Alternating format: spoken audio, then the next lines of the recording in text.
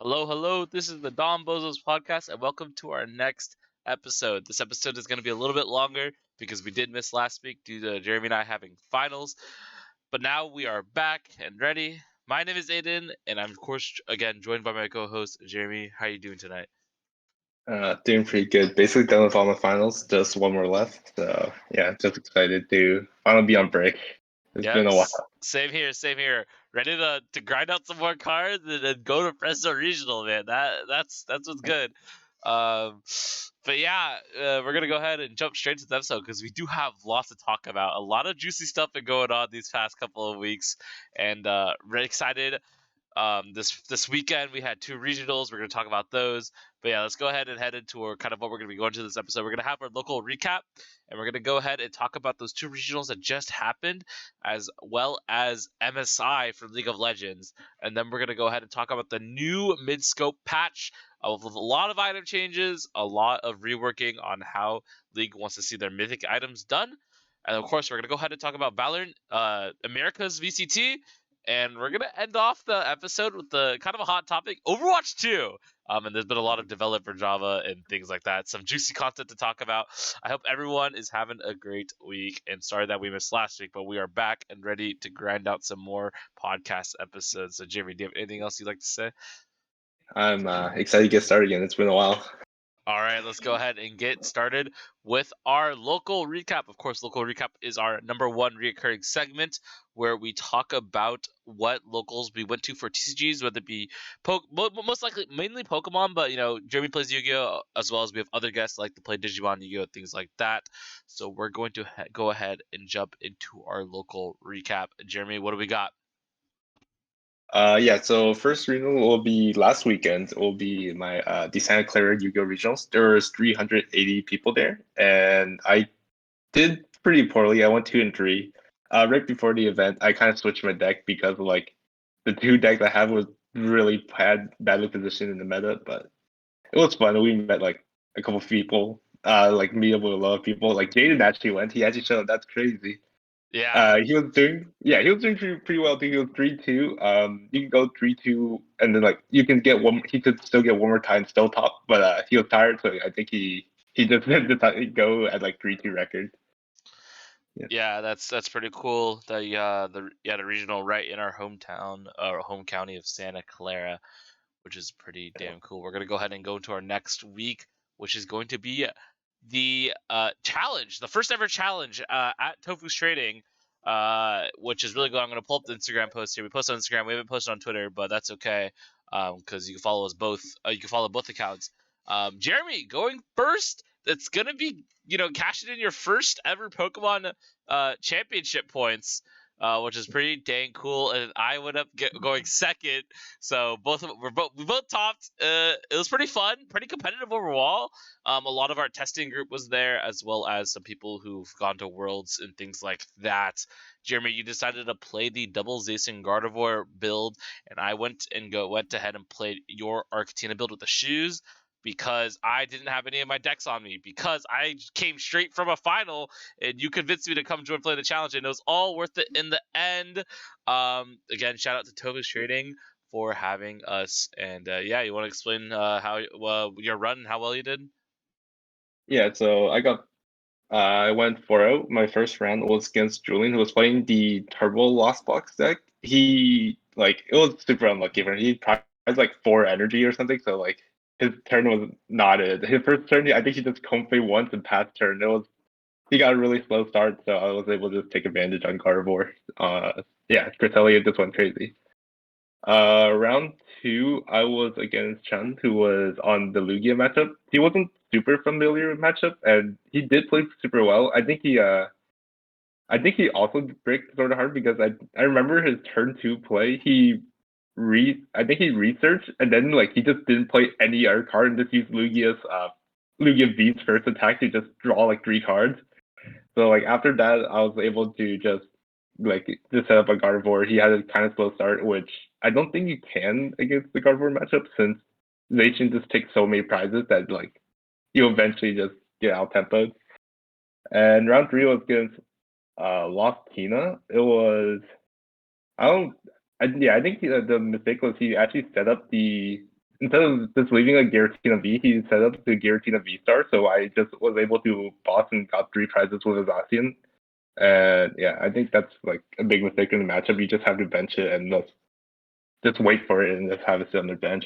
And then my last matchup was against you. So yeah, we decided to split the prizing. And honestly, I think that matchup was basically why I'm not fully confident on the Arctina matchup, because sometimes like the games just feel like out of your hand. Like you're just doing your best, but like sometimes the deck power level just isn't as high as the other decks, I guess. Yeah. Yeah. And we're gonna talk about what we think about the decks during our regional recap, or not regional, during when we talk about the regionals. But yeah, I decided to play Jeremy's Arctina list with the shoes. Little pretty standard with a 3 path and then the 1 belt 1 cleansing glove for a little bit more damage. Round 1, I played Matt, and he was into Lugia, and he had to play 2 Luminions, boss, Luminion, and then killing the Tyranitar. So it's just a clean 6 prize game. And then round 2, played against I don't remember what I played against. I remember in round 3 I played against Sablezard. But I think you were against Lugia again round 2. You were like sitting next to me. I remember. You're like sitting across from me in round 2. I Did I play remember. against 2 Lugias? I might have. Uh, But round 3, I played against Sablezard, but his Sablezard list was really weird. He was running Pokestop, shoes, cross switchers. He Pokestopped 2 Claras away and then had a Clara early game for a Cram and a Comfey. So he was out of Claras, and I just kind of won the game. And then Ray again, the last round played against you, which was, I don't know, I went second, and it's just kind of like if you can bump the path, I lose, right? But the path 6, I win. So Yeah. it's like kind of whatever.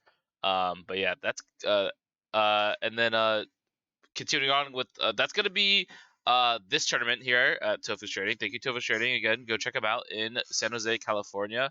But we're gonna go ahead and move on to the next local. Do you have one, or am I forget already? I had one on Friday. I had Yeah, so Yu-Gi-Oh! go ahead. One on Friday. Yeah, so went to Great Mall Yu-Gi-Oh! I went 2-2. First round I played against Justin, and it was like we literally played in the dorm every day, so we we knew what every deck did against each other. I was able to win that one. Round 2 I was playing against Rekner. He kind of bricked, but so I kind of won the set 2-1 also. Round 3 was I was against another cashier, but he was pretty good in the matchup. I also break pretty hard game 1. I was in a super favorable position, and I just drew dead for 5 turns, and he was able to draw out of it. I mean, for 5 turns, I was hoping I could be able to draw the out. And then last one was round 4. I also lost round 4, so yeah, it was super unlucky. I looked at his hand. I ripped his only monster. I got in the Trigger Beast to lock all his spells, but he top decked the Santa Claus and distributed over my Trigger Beast, and I was able to go pop off in the spells. But kind of unlucky, but it is what it is. Yep. And our last local we're going to talk about is yesterday. I'm back home, back in NorCal. So I just my brother Douglas, my brother and I, we decided to go to Adventures in Comics in Carmichael, and I went 3-0. There should have been 4 rounds, but I was the only XOO. Cleaning house. And I played my Sablezard list, of course. Um, the one with like 3 Claras, 1 Gate, and round 1 played against a Guardy, but it was like bad Guardy. He didn't have Cresselia, he didn't have Battle VIPs. He was trying to get all the cards. So that was pretty easy. Is a best of 3 rounds, 50 minutes. So it did last a while, but I went a clean 6-0, Jeremy. Clean A 6-0. 6-0. Yeah, so round 1 played against Guardy. Round 2 played into Gudra. And I know we've complained about Gudra on the podcast, but I saved my ropes. I saved my boss. I had belt, rope boss, and he bricked a little bit. So both games. So cleaning house there, and then round 3 played into Lugia. Lugia Blissey Miltank, Jeremy. And this Lugia is a little bit easier to beat as Sablezard because they only have 2 prizers besides Miltank, and they're not going to put out Miltank into Cram, right? So they try to put out Slack King V, Blissey V, nothing works. Zard goes through everything. He's like, I had Sharon's carrots. Like, okay. Like I crammed a Lugia, he Sharon's carrot it, hit with Blissey. He put up the Lugia, but then I Raihan belts and he's like, well, can't really do much there. Like, yeah, don't play Lugia Blissey Belting, guys. All right. Play Yeah. play single strike Lugia. It's better. Um But yeah, going a solid 3-0 at Adventures Games. Thank you guys for hosting. Go check them out if you guys are in the Sacramento area. Really cool people. The Pokemon professor there, Soren, he has a GLC deck for every single type. And it's Oof. like he has a case. It's just like, okay, what type do you want to play against? He's got like tropical beaches and stuff. He's the coolest guy ever. But yeah, I gotta pick up some super cool singles. Jeremy saw the singles I picked up. Yeah. Yeah, that's gonna end off local recap. So that's really cool. GG's all around. Thank you for all the shops hosting. And we're going to go ahead and jump into regionals. We had 2 regionals happen. We had one in Europe and one in here in the US. So let's go talk about Malmo, regional Malmo.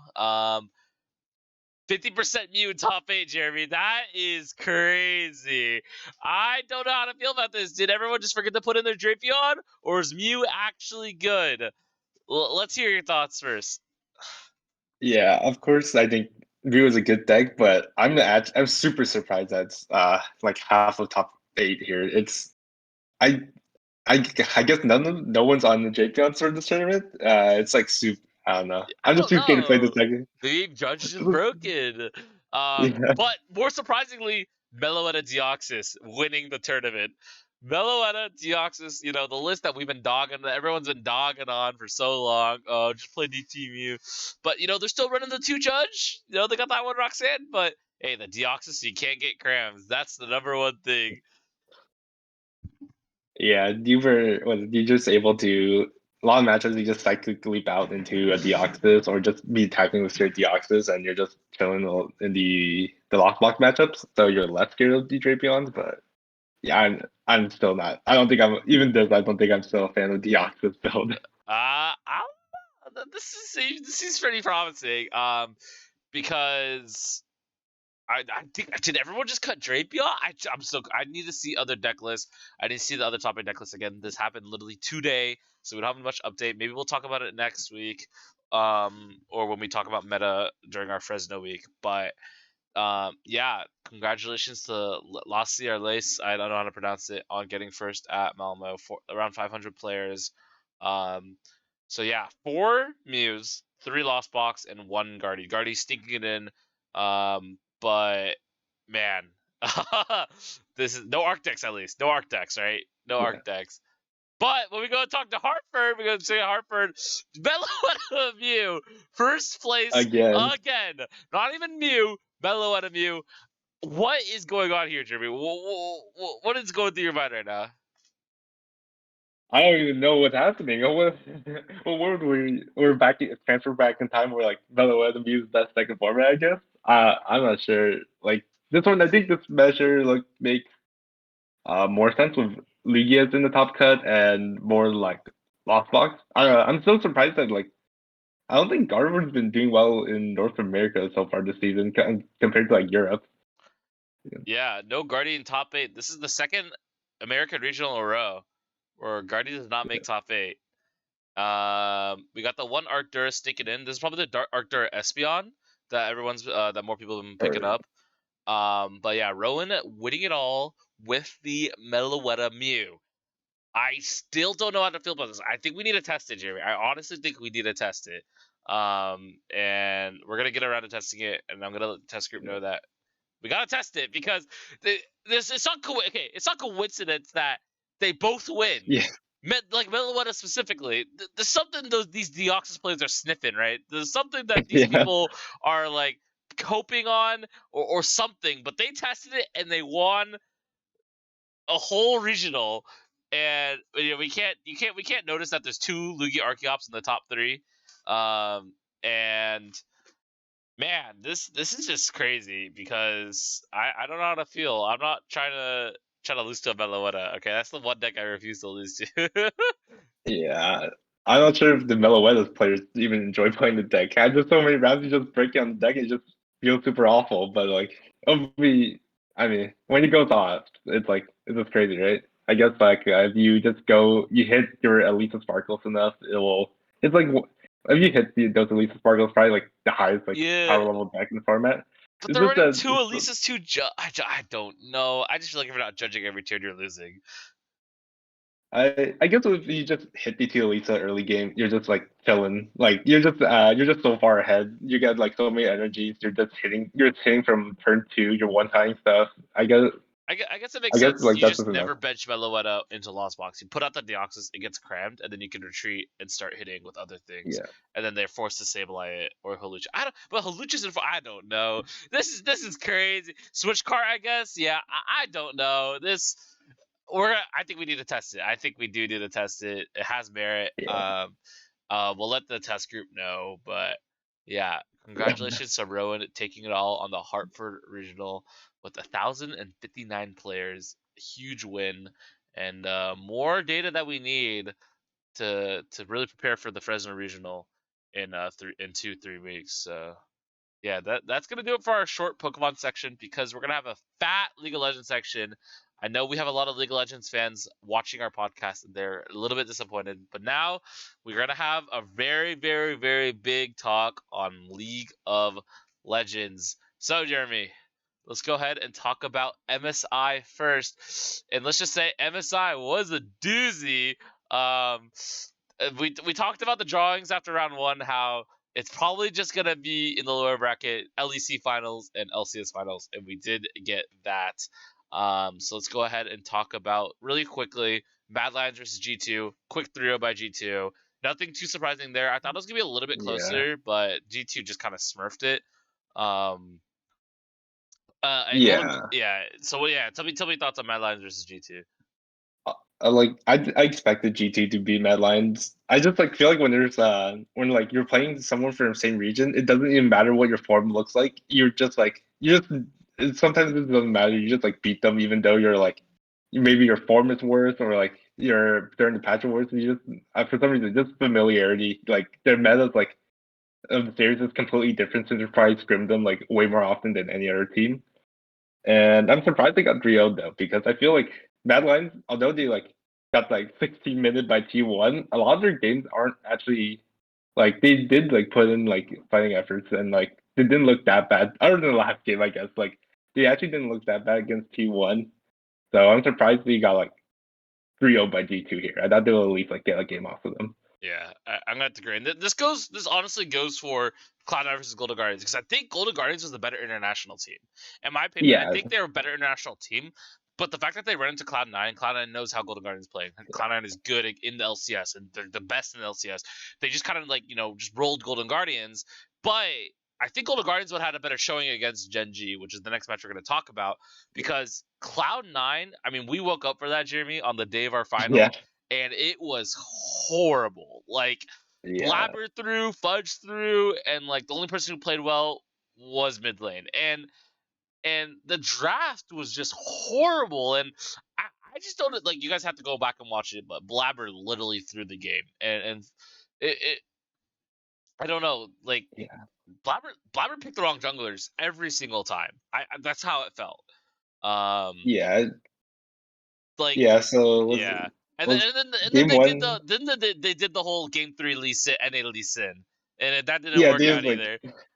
yeah, nothing's working. It's like Flabber, like I guess game one he picked one for a team. He picked a Poppy pick, even though like there was like a really bad Poppy angle. He was just picking for the late game, but like I don't know, that was kind of rough. And then like he just got jungle gap the entire series. I kind of wished we got to see like Golden Guardians play against them. Like yeah, like you mentioned, it's like all these domestic games with like so whoever's the higher seed usually just straight up wins. And then like it's just super. I just like the way the Golden Guardian plays out. Like Cloud9 tries to out mechanic the opponents, which is basically never possible against the Asian teams. Yeah, So it's kind of like, well, like I like even though like Shuki will sometimes go like 0-20, he's like always looking for those engages. Like he'll always try to like, even though when they're behind, he'll try to like still win the game. While I don't feel like that's what Cloud9 like shows when they're playing against international, and like I think this is like maybe like Blabber's like I feel like maybe if he plays more international, he would be fine. But like so far, every time he's gone international, it seems like he's like sort of a choker, yeah. like under the pressure. Yeah, And then G2 dropping winning a game on BLG, but BLG is just way too good. And going into the Yeah. lower bracket round 3, we have BLG versus Genji, and BLG just wrecking havoc, going through both of the, Curry, Yeah. LCK powerhouses, and they didn't even budge. It was, man, the way they beat them is quite entertaining to watch, Yeah. and just really shows how good LPL is right now this season. Yeah. Because this, I don't Yeah. know. I think when it's an 80 carry season, it's almost looking like LPL because, man, we'll have to see after the new item changes how it affects the meta. Yeah. But BLG, getting that Cinderella run, but then losing to JDG 3-1 in the finals. Closer games for sure. Yeah. But I mean, it's JDG. You can't really beat them Yeah. here, and um, yeah, I don't know. MSI, I don't like this format. I don't like the fact that they're Oh, trying to make it a mini really? worlds.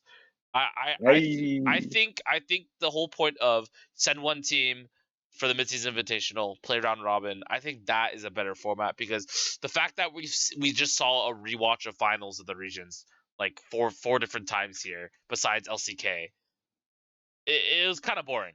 I think this is yeah. one of the most boring MSIs I've watched. And I've been watching since 2018. And Yeah. It's I feel like I've missed the like although like I like seeing BO3s, it's like I kind of wish they did sort of like a round robin instead of just straight up like turning bracket double elim so we can see like more matchups. yeah, Because and like from here we best of one round robins, you see more cheese, you see more innovative stuff. yeah. Best of threes, you can't really do that because you have to play a longer game, you get longer time to download the opponent, things like that. Best of one round robins, you play more teams, right? Yeah. Like think about it, think about it. How many teams did JDG play? They played against Golden Guardians, BLG, T1. That's it. JDG came to London and played against 3 teams and went home. Yeah, I sort of like I wish there's a combination of both where you just have like I just wish there's like just like a round robin for like seeding, maybe just have it like I don't know. I just want to see like the NA. Okay, just like this entire tournament we did not see NA versus EU, and that's like the one thing I like. I know NA is not good, but maybe we can take games off like EU. Maybe we can win the series, but this it's basically just like Worlds Part Two, right? Yeah, This is a it's mini World War world. Two. We just watching Korean Chinese teams demonstrating the US, and then we just see them play against each other in like semis and finals. Look, if they want Yeah, to send 2 teams for a major, sure, fine. yeah, But we need the round robin system back. We need it back. There's round robin groups in Worlds. We can do it at MSI. 2 groups, just do 2 groups, and then see what happens.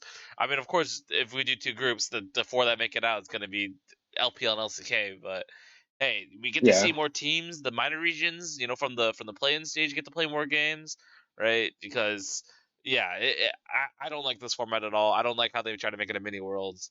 It's supposed to be an invitational. It's supposed to be like that, like hype up for the mid season. Like this is what worlds could be, and these are your representatives for like the spring split. Like this is it, right? But yeah, I mean, congratulations to JDG. They played super well, but they played against 3 teams. Like we didn't get to see them against anyone else. I think they have played against BLG more in like the past month than they played any other team combined. Yeah. They played 4 BO5s against BLG in the past like how much like past month Let's be while honest. They like probably only scrimmed against BLG too. They probably didn't scrim against anyone else. yeah like it's like the same. It's like I don't know. It's kind of rough watching like the same like first and second seeds play against each other over and over because you kind of know the results. Like you already know what's gonna happen. Like and it kind of shows. Like BLG lost to JDG like 3 sets in a row. Wonder what's gonna happen in the finals. Yeah. Yeah, and even if Ah. they did win, it's like did they Yeah. really deserve to win? They lost 3 times already. Like you gave them a fourth chance to win one. Like did they really To deserve the win one title? BO3. Yeah. Yeah. Did they really deserve it? They lost the last 3 times they played. Yeah. Yeah. All right. Let's move on to the big topic of today's episode. We have patch 13.10 for League of Legends, the mid-season update. And we have lots and lots to talk about, so I think we should just jump straight into it. First thoughts. Yeah. I've played a total of 3 league games since this patch. Today, I played 3 ranked games. So Well, let's start. Yeah. I have been watching a lot of content. I've been watching the Baus. I've been watching Dantes. I've been watching Biofrost. So, um, yeah, let's get into it. So, I think the big balance about this is marksman items. Marksman items and a couple of assassin items. 80 items, a lot of 80 items. Yeah. And I don't know if you saw it, but you know what's dominating right now? Mages, because Yeah. they didn't get touched. Um, so let's go ahead and of course when marksman items get changed, Yasuo and Yone of course have to get changed. Yeah. So they just got a couple of hot fixes. So this is a hot fix on May 18th. Yasuo and Kindred got a little bit of touchings. Not too much to talk about. I think all three of these champions win rates are kind of a little bit below 50%. So I think it's okay. But just quick update. Yasuo and Yone got a little bit more I guess durability, as well as their W got changed. Yasuo's win wall is a lower cooldown, and Yone's W with the attack speed scaling is a little bit different, as well as the shield is increased. So they're giving the Wind Brothers a little bit more durability, which makes a lot more sense because of all the new item spikes. And I'm pretty sure they're getting hammered by mages right now. So Yeah. yep. And then I think Kindred, it's fine. yeah, I Yeah. think it's For the fine. Yasuo, yeah, they got there was a core item was the more shield bow, and that got changed to Yeah, I be think not that as they have good to on like them. rush PD or something, right? Or not Yeah, PD, so it makes sense. They or got more durability. yeah. I don't know what their builds are looking like right now, but they can't rush shield bow, which is pretty bad. So and then they buffed Yeah. Kindred again. They buffed it in the patch, and now they buffed them here in the hotfix because they are doing horrible because their build path sucks. Okay, their build path is horrible because they are an 80 carry in the jungle, and the only other 80 carry in the jungle is Graves, but he is rushing Yomu, so that does not matter. Kindred's build path is Yeah. garbage. This is like a 46% win rate champion. I'm mad because this is my main champion, but hey, I'm spamming Hecarim anyways in ranked. So yeah, a lot of couple builds there has been talks about Kraken Rageblade or Storm Razor into Gale Force or I don't know. It's bad. This champion is bad right now. But I'm sure they'll find way. I'm sure the Kindred community is finding ways to make a good build, whether that be Ravenous, Ravenous Triforce like 3 years ago. That build was so Oh whack. God. Um, but yeah. So let's go ahead and start. There's also 4 new items, Jeremy, that we're gonna have to go ahead and talk about, and 3 new skins, and we're gonna go ahead and do a skin review of that after we run through the patch notes. But Jeremy, look at this image for the patch highlights. We have 5 champion buffs, 4 new items, 20 item changes, and much more. Plus, um, plus changes to blast cone, minions, trinkets, turrets, and unsealed spell unleash teleport. All these changes, and people are running it down in ranks still. So let's see. Let's go ahead and find out why people are running it down in ranks. Let's go ahead and start with champions. Again, when we've done patch notes rundowns, we usually just go and look over our favorite notes. But we're gonna go look ahead and look over almost every single note today in this episode because we know we have a lot of League of Legends fans, and this is probably the biggest update that we're gonna cover besides preseason updates and new season updates. Yeah. We're gonna probably cover Worlds update as well, the Worlds patch. So let's go ahead and talk Akshan.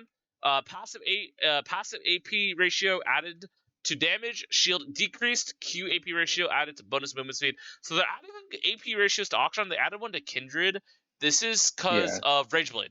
Yeah. Um, Same for Callista and Vayne. They're just yeah, adding a lot of AP ratios on them, just so they aren't just like losing complete like stats on them for building the items that they want to build. I don't even know if Yeah. Akshan is building Rageblade right now. Are they? Are they going like Kraken Rageblade? Uh, Um, I'm I'm not sure right now, but I think it's Ashan probably the best, like the one that benefits the most off AP ratios because I think his passive does AP damage. So like if yeah. you just get the split pen on the Rage Blade, it actually affects him more than the other ones who only do like Yeah. 80 damage, I guess. I think the biggest hitter here is the shield. They lowered his shield. I think the shield is what made Akshan really strong in lane as an AD carry in the mid Yes. lane. Because when you auto trade, the shield is what makes him strong. So he's got to be a little bit more careful when trading with mid laners. Now that the shield is decreased, but this is pretty. I mean, to me, pretty innocent change to Akshan. Um, Yeah. the champion is always gonna see some sort of funny play from Jutut or someone, but I don't know if this is Yeah, game breaking. Akshan is kind of has been on a downfall the past couple of months, so we'll have to see where this takes us. But yeah. moving on to one I of your favorite AD carry champions, Yep. Callista. Uh, Callista. Yeah, Callista got a AP ratio on her slow on her E for 5% per 100 AP. Her damage also got a 20% AP ratio added to it, which is not enough for her to build AP or anything, so it's Yeah, not nothing anything crazy. And then an additional stack also has an additional 20% AP ratio on it. I think the only reason Um, they're doing this is because they're like, okay, we're getting Rage Blade back AP, but I don't think yeah, no one wants to waste gold, right? So at least you get a little yeah, bit, because almost every AD carry champion before this patch had an AP ratio, like even on Draven or even on Kai. Well, Kai'Sa is a big one, but like Draven had an AP, small yeah, AP ratio, or like random like Kog'Maw or like yeah. random every random AD carry. They always had On like a small random AP ratio, yeah, so they just kind of gave that to all the rest of the AD carries. yeah, I remember in the beginning game, I think I forgot which developer said something, but like they had like AP ratio. They didn't know what to do, like direction of the champion, so they just have like ADCs like, what if we just throw some AP ratio? So like if someone wants to go with AP, they can always do it. And of Yeah, course there's like some random stuff like Tristana W used to like Tristana WR used to like just one shot people. So like yeah. yeah, this is kind of weird to see them, but like I guess it makes sense now to add them back now that there's skin suits rage blades and not just seeing like some random like full AP ADC when they're not intended to do that. Yeah. Moving on to Kindred, same thing. W and E AP ratio added.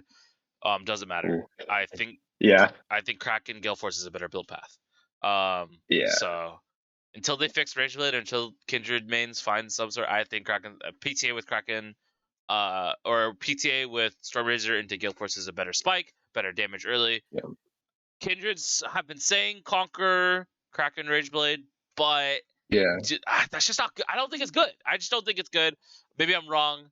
Again, we haven't, Jamie and I haven't tested a whole lot on the new patch, but from what I've seen and from looking at the stats, I think the Ginsu's build is bad. Especially when it's bugged right now. So if you don't know, guys, go check out videos. But there's a bug how Rageblade doesn't stack Kraken Slayer as much, which shouldn't happen. It should be the other way around. But yeah, Kindred, please, Pyosik needs to win LCS, buff this champion. Um, yeah, let's go yeah. to yeah, It's give kind your of thoughts. interesting that like Kindred has like Kindred's not normally an on-hit champion. I don't know why they like gave her the AP ratios for like the rage blade. It's like she has her one E and that's pretty much it. Unlike Yeah. Calypso makes sense because like Calypso has her passive, her Ren passives, and like Vayne has her passives too. So it's like I don't know. Yeah, I don't know why they're trying to make Kindred an on-hit champion. I've Yeah, always seen Kindred as kind of a burst champion or a tank shred yeah, champion. yeah. I Um, think her as like a burst champion over like her E or like just an ADC in jungle. So she sort of does tank shredding with like the current build or like I guess not current anymore, but like the previous build like Kraken Slayer into Black Cleaver. Yeah, so Nico, they're buffing her to make her a jungler. It's I don't know why. I've always seen Nico as a mid lane champion. But yeah, hey, you know what? They made Karthus a jungler, so why not make Nico a jungler, right? We need more AP junglers. They made Echo a yeah. I guess jungler. her. Yeah.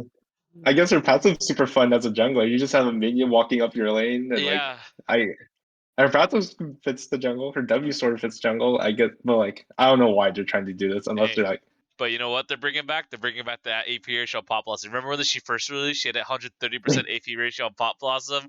They put it back down yeah, to 100, and now it's 120%.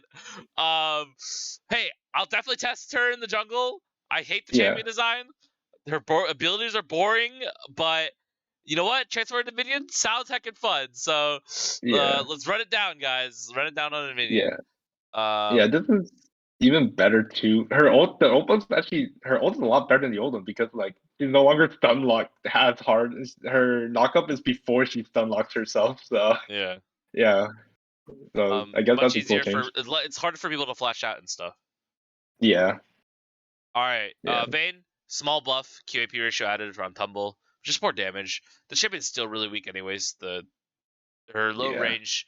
it doesn't help her.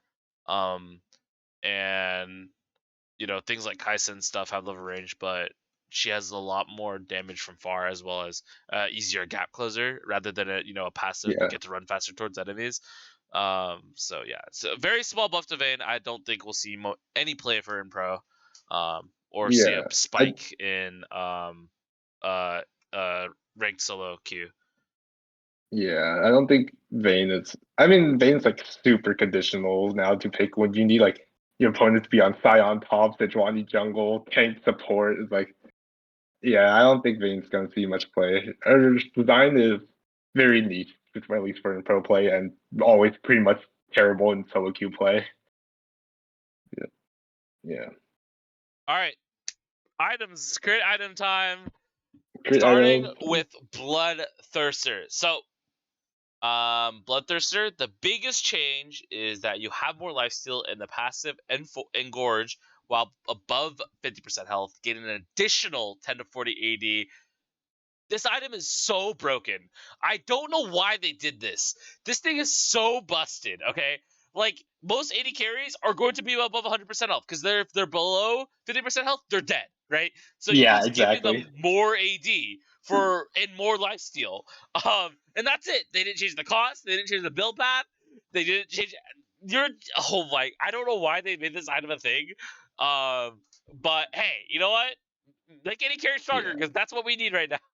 I'm just kidding. yeah. Like ADC, what they basically lost the shield, which is like a ruby crystal for like 3% lifesteal and like a BF sword. Yeah, I I think I'll take that trade any day of the week. yeah. Yeah, All right, yeah, so Guild Force. This is still a mythic, guys. So keep that in mind. Shield bow, not a mythic. This item, mythic. Okay. yeah. Nothing has changed. So the build path and stuff like that, not changed. Less AD, 5 less AD. We're going back to 2020, or 2021, 5 less AD. All right. Attack speed, 5 less. We got 55 AD, 50% attack speed, but you got 7% bonus movement speed. And your active is a little bit different. Wait, is it? It is, right? So it's I dealing dash and deal 150 to 350 plus up to 250 based on crit strike chance. So you can't build Guild Force ooh, with Rage Blade. I know some bids like to do that. And it's physical damage. Dude, remember when Guild Force was it used to be magic damage. It was annoying as hell yeah, in lane. yeah, Because like supports would build tabbies, but it didn't matter when they had Guild Force. Because the Guild Force is execute, right? And yeah, then same cooldown, and then the mythic passive empowers each of your other legendary items with 5 AD. So that it used to be what, like 3% movement speed or something like that. yeah. It's like three Now, percent movement yeah, speed. now they're putting 7% flat, and then now you're getting 5 AD. So you lose the 5 AD, but you're gonna get it later on in the Yeah, game, which is why people are just buying Guild Force second. Um, yeah, because we're gonna talk about Stormraiser later, but Guild Force is no longer a spike that you need for first item. Um, yeah, losing the attack speed, losing the AD, and losing it's mainly the attack speed and AD. It's not something worth rushing anymore. Yes, the active is good, but that 5 AD and the 5% attack speed is more, is like that's worth more right now to AD yeah. carries for first item spikes.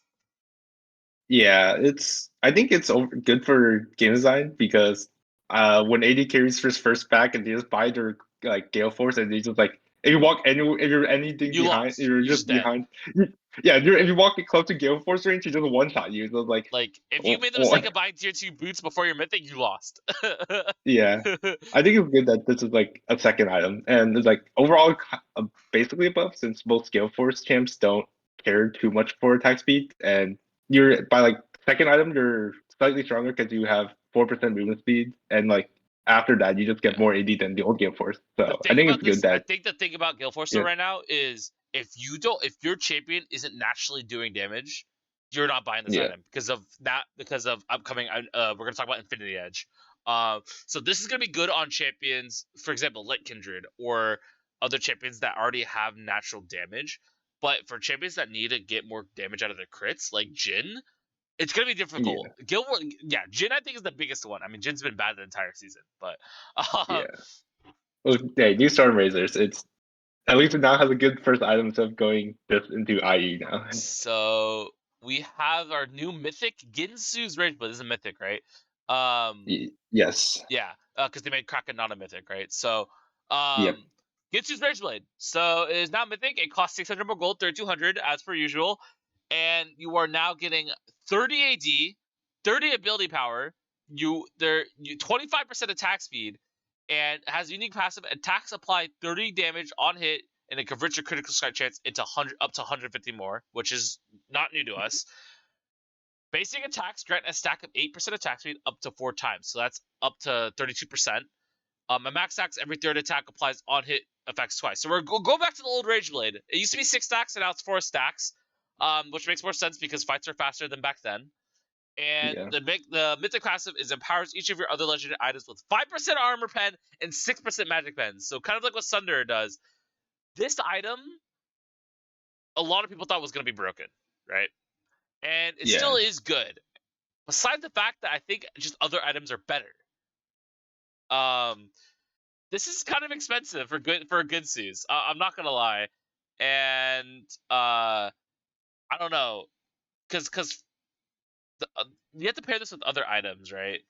And if you look at Yeah. the roster that's actually building Rageblade, I honestly don't think it's that good.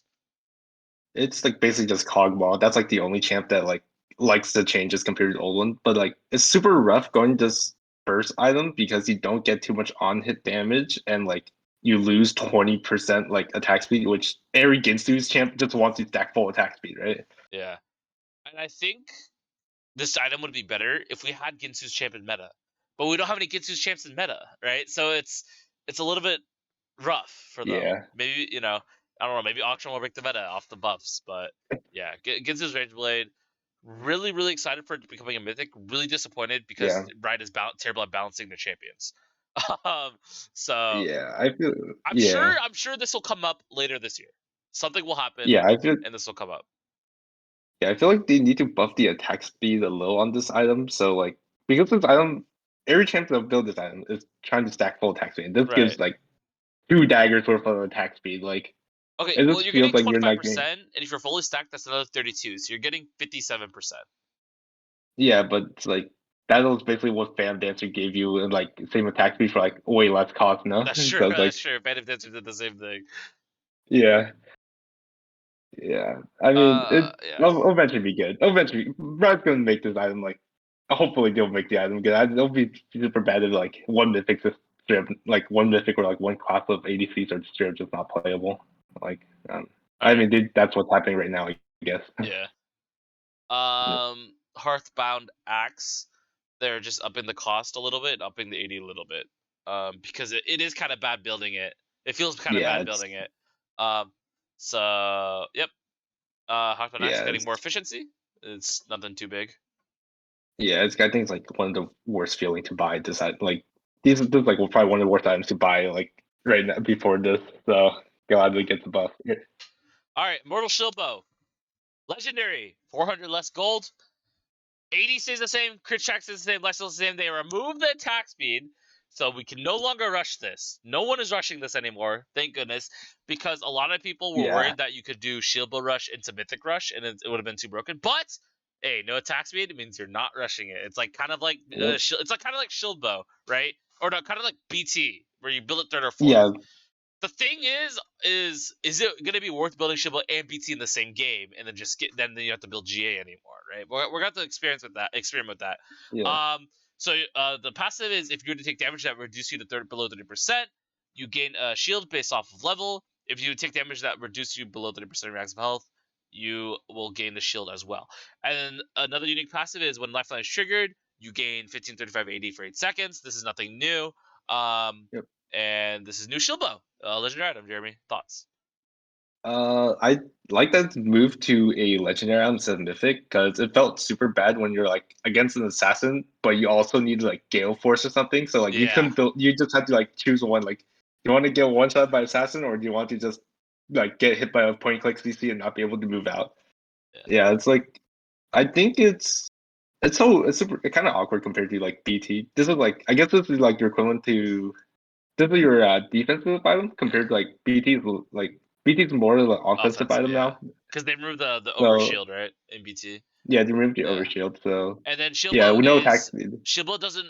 the shield strength doesn't increase until you're past level 12, so you can't rush it. You can't rush it. Yeah, it'll be interesting to see this item. I think it's good that I think the main thing is it's good that it's not mythic anymore, so you aren't locked behind building this and just stunning your damage the entire game, or at least like yeah, All right, Infinity Edge. Gen players excited because they can rush it now. yeah, So it's now mythic. Cost the same. AD is the same. Construct chance the same. Construct damage is the same. And it gets a mythic passive. It's all the same. The only thing that's different is you don't have to get it 40%. yep. I don't think it matters. I still think you're building it second. It's just you just Yeah, can't build it with Gale Force. I think that's it. I think they're trying to nerf AD carry here. This is the main nerf right here. This is it. yes, And I think what they did is beautiful because Gale Force IE is completely broken.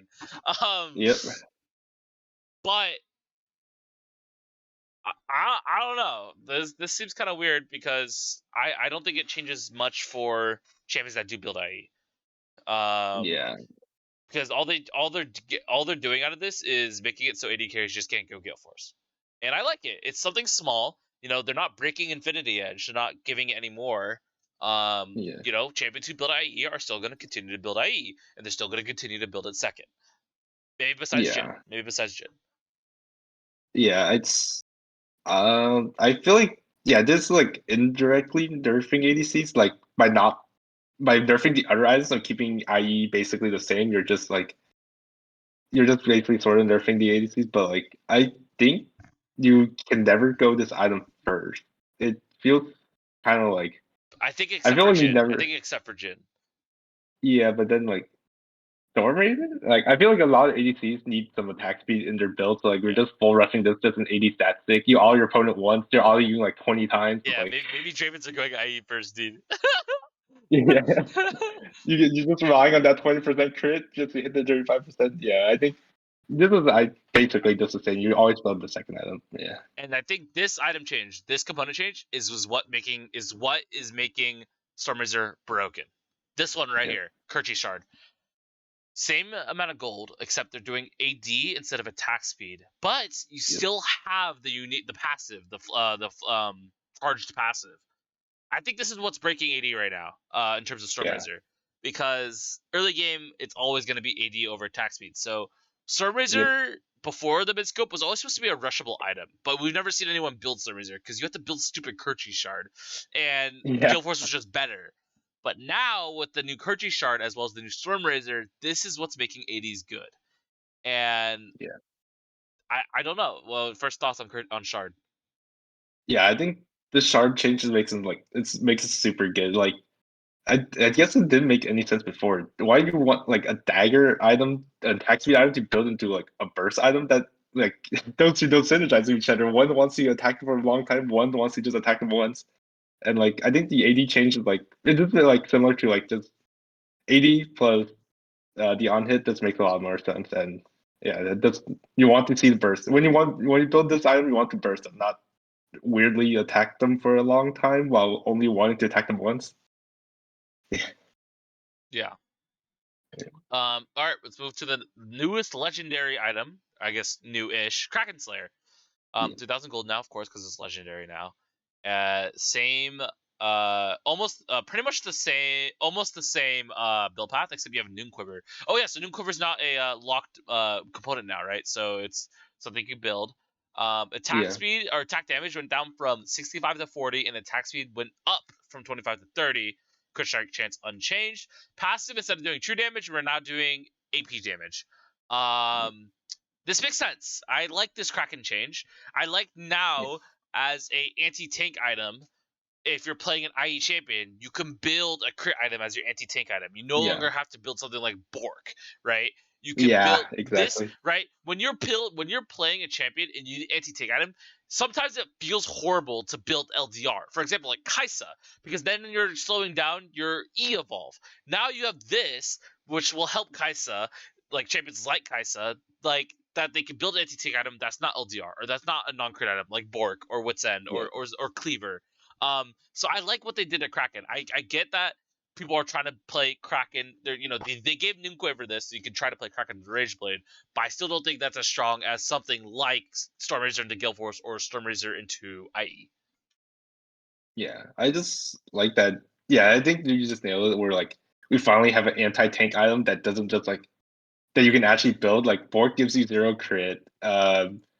Last Whisper gives you no attack speed. So like some champs who want attack speed and want anti-tank like had no items because like they need IE, so they can't go Rage Blade. And like I'm just happy that the ADCs they just gave you like more items that you can build Yeah, more for like flexibility, specific champs. but not broken Yeah, flexibility. flexibility.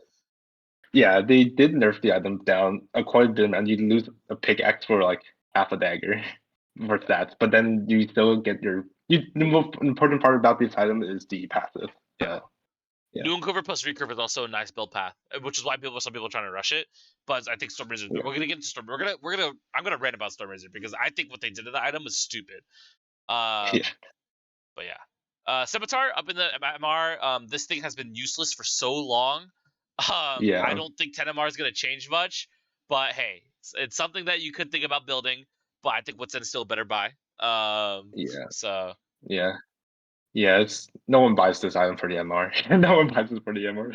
Motor Reminder, I already thought was a super strong item. Maybe I was wrong, but getting 5 more ADs always nice. Um, I think the item was strong. I don't know. Did you think the item was too weak or?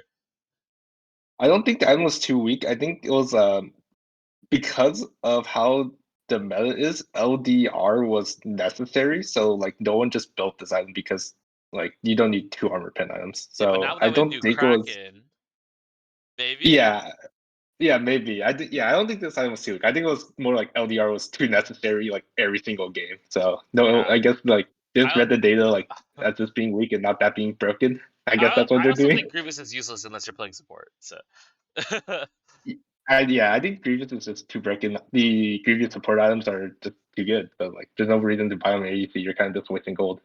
And, all right, new mythic Navori. Of course this is gonna have to be a mythic because of IE. As well as other items.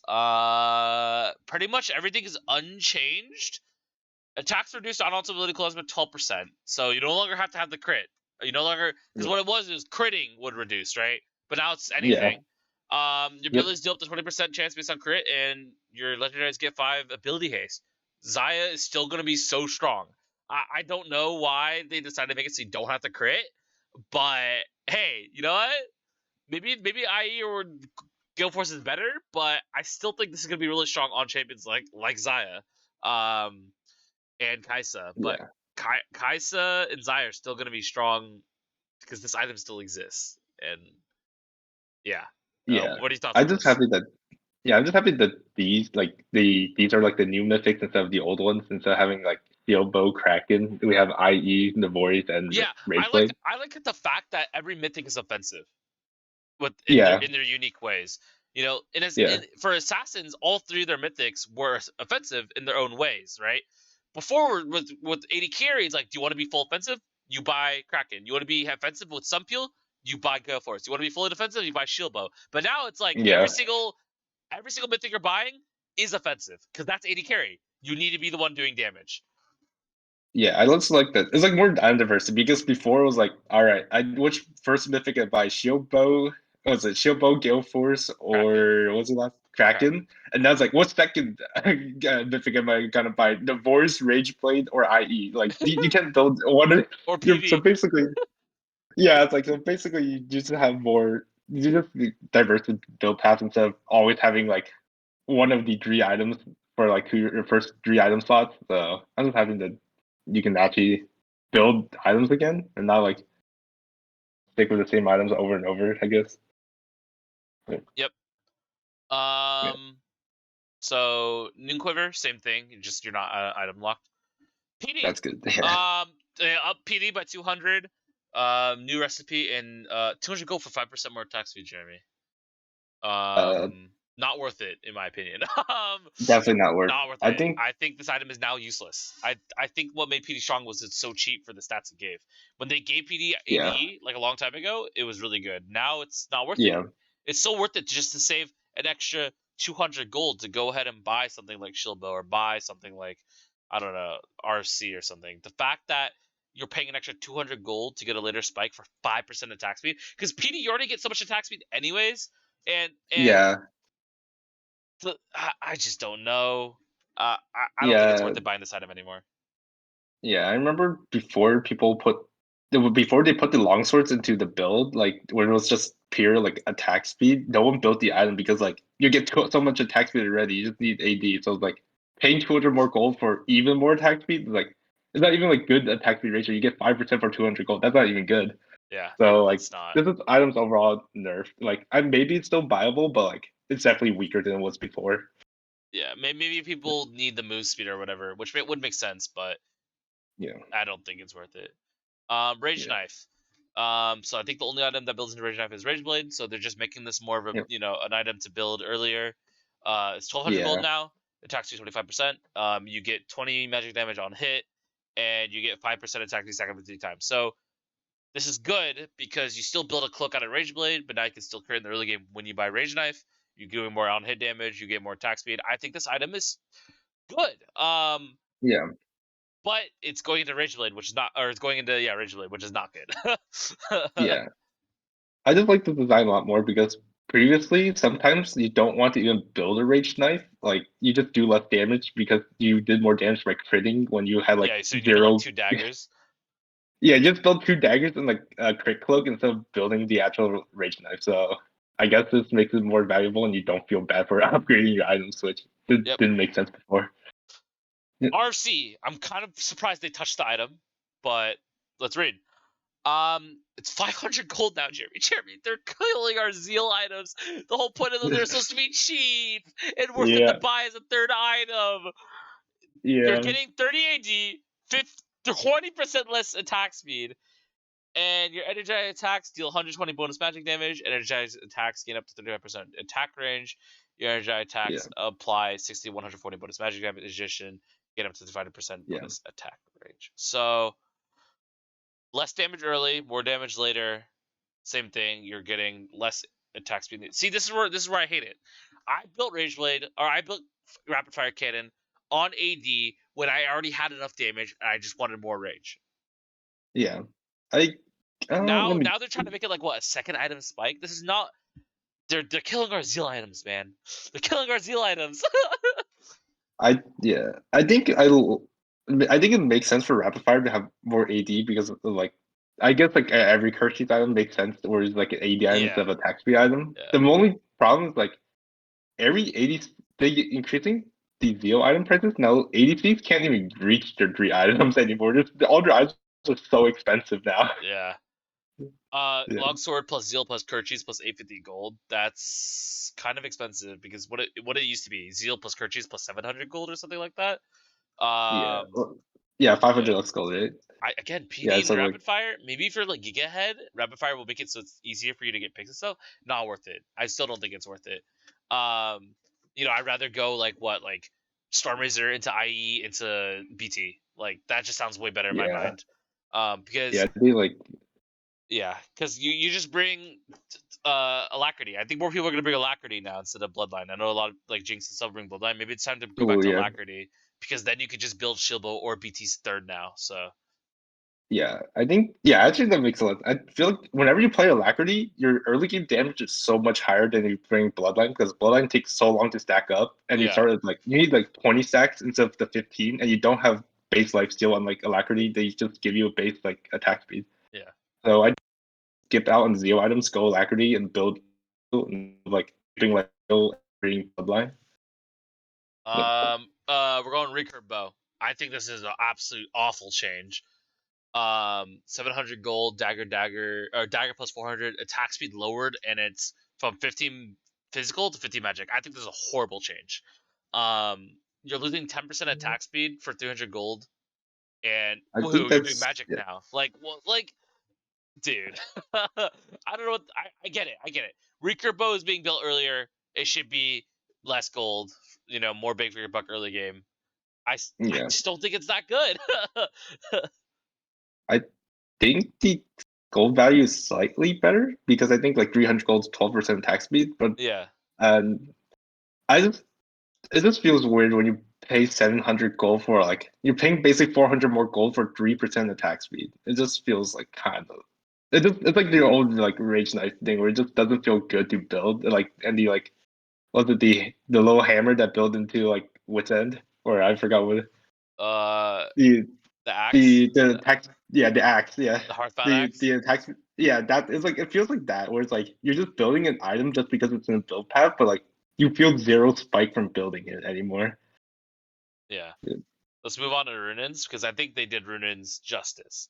This item feels good because it's going up 200 gold, right? You're getting 5% less attack speed, but you're now doing 30 magic damage on hit, and Wind's Fury now initially searches for any minions in range if no champions can be found. So, this is good because the issue with Runin's Hurricane was you weren't doing any more damage, right? You built Yeah. it when you finally did enough on hit damage. But now the fact that you're doing damage with it makes more sense to build it. Because when you built it, you're like, okay, I do enough damage. Can I build an item where I will lose damage, but I net more because I'm hitting more targets? Now that you're doing Yeah. an extra 30 magic damage on hit, if for an extra 200 gold, feels better to buy. Yeah, I think yeah, that's good because before like you're literally just building a pure attack speed. There's like super rough to build. Like PD just did so much more single damage target, and you only build because he needs some AOE or your Jinx, I guess, because your rockets just blast. Yeah.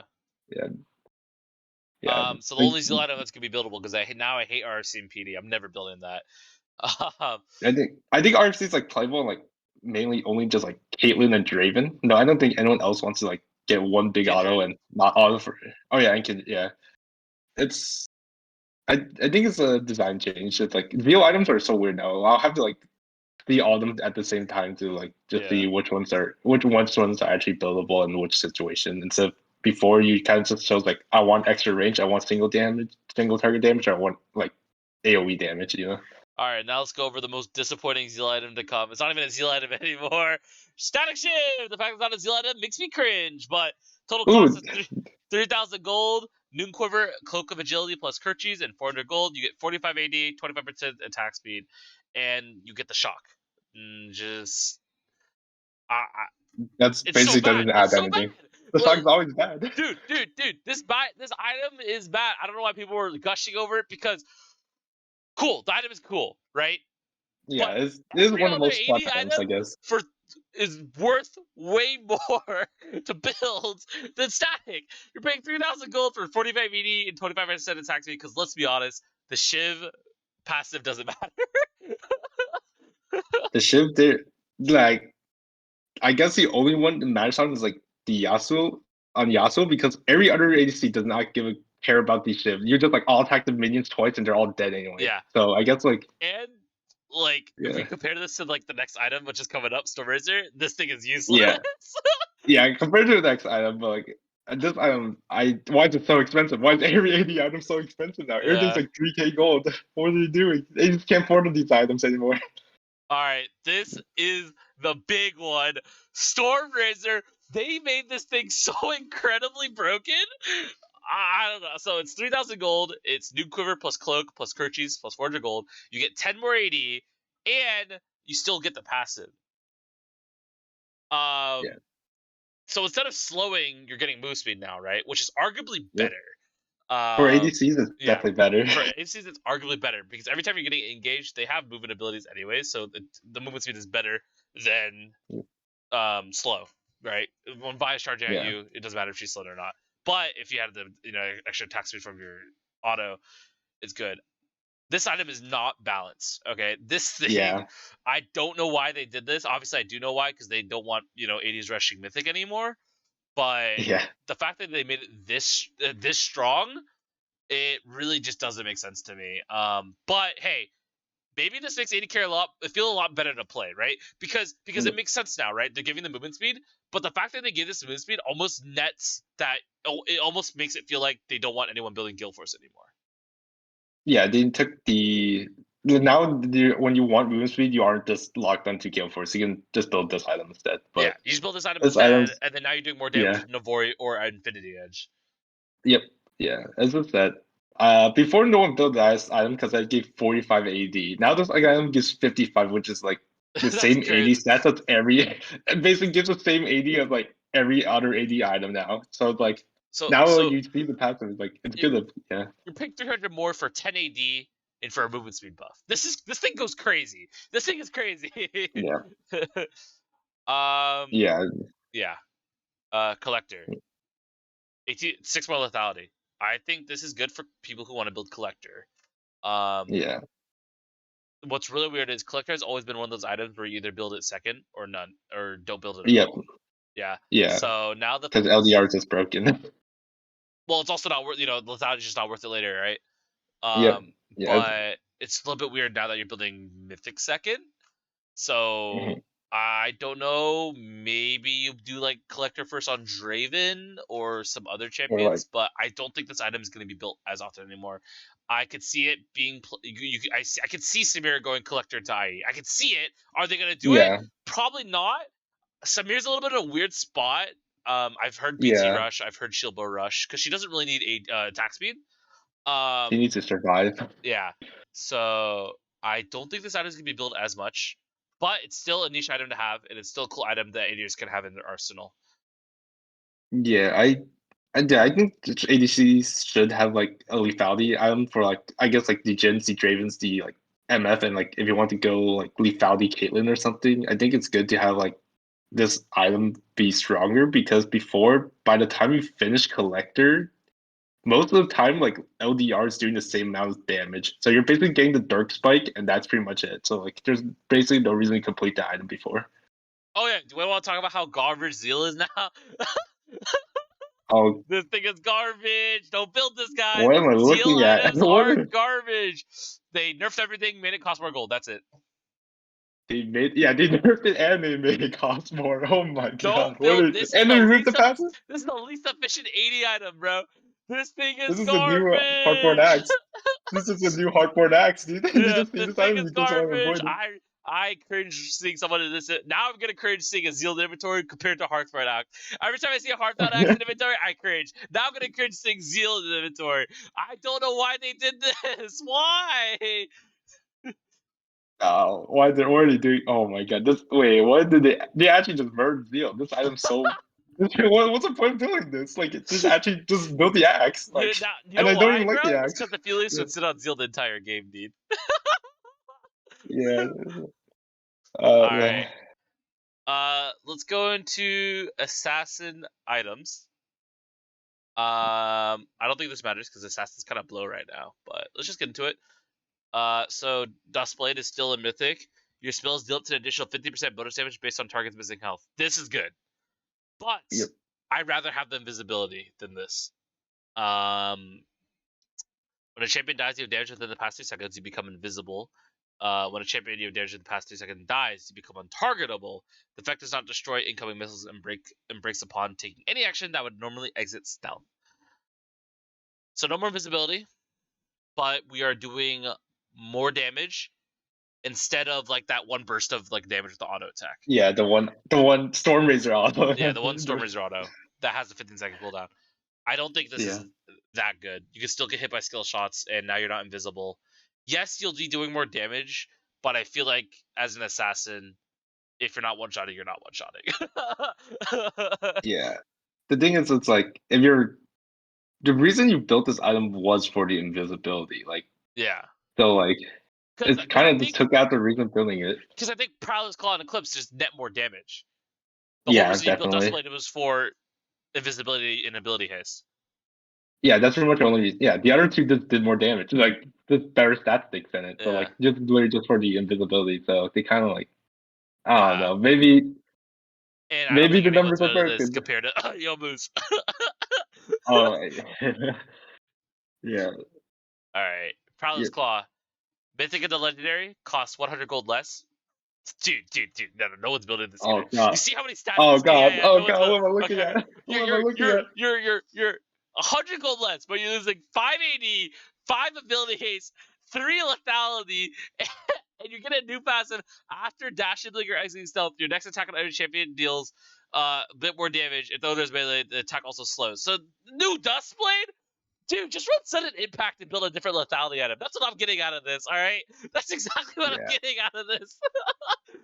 This is like, what's the point of building this? You lose like 500 gold's worth of stats. You save 100 gold, but you lose the only reason you built. You wanted this item first, you wanted the active where you just got like straight onto your opponent's champion. Yeah. Like that's the only reason you wanted it. Like Rex sizes After one dashing red Linger bucket. exiting Like stuff, dude, just like run like just build. I'd rather build Edge of Night. I'd rather build Umbral for more vision control. This thing is yeah, ass. I don't want to see this thing in my game.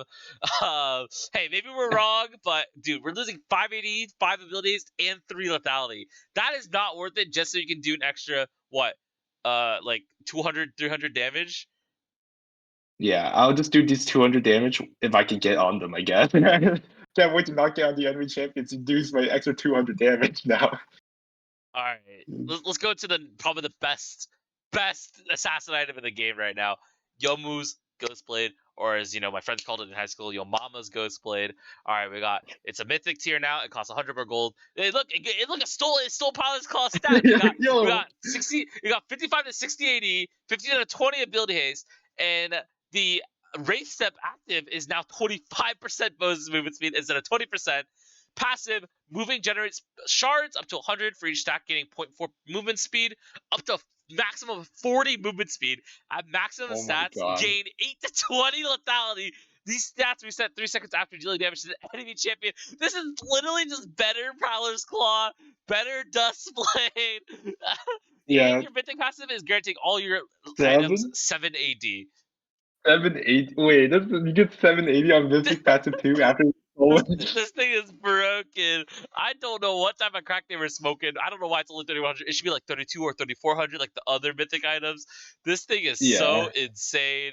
The build is the yeah, same: 4 long swords into Caulfield plus Dirk into Ghostblade.